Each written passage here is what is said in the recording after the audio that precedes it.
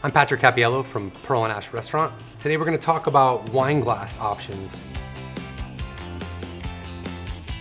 I'll go over a few of the sparkling ones first. So there's two traditional options for sparkling. There's the coupe. It was really popular back in the 20s. You see it now maybe more used in cocktails. Probably the more famous traditional way is the flute. This glass is really great because it showcases the bubbles of the wine. It's not necessarily the greatest way to experience all the aromatic pleasures of the wine, but it's definitely a way to see all the great cascading bubbles that you get when you drink sparkling wine or champagne. There's a move now where people are headed towards using white wine glasses or all-purpose glasses for their champagne needs. So that's this glass here. It's a glass that you would traditionally use for most white wines, but this is a glass that I use for a lot of things in my house. For everyday wines, it works. It's big enough, but not too big. An all-purpose glass like this can be really great for everything, but it's definitely the traditional glass you would use for a white wine.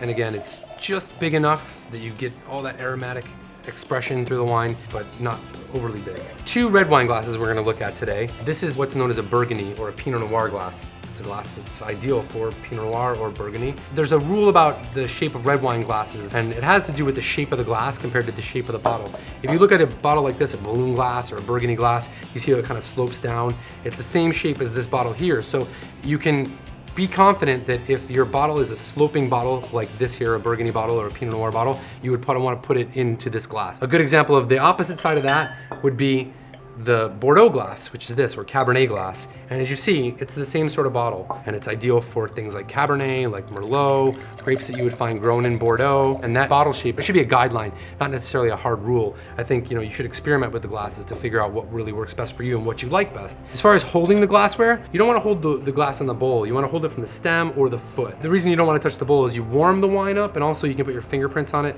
which just looks kind of gross. So that's a basic overview of wine glasses, but again, experimenting is really the best way to find out what is going to work best for you. I'm Patrick Cappiello from Playboy.com. And release water into the mix, you're getting a different experience every time you take a sip, Those delicate, kind of nuanced flavors are going to start to present themselves a little bit more readily.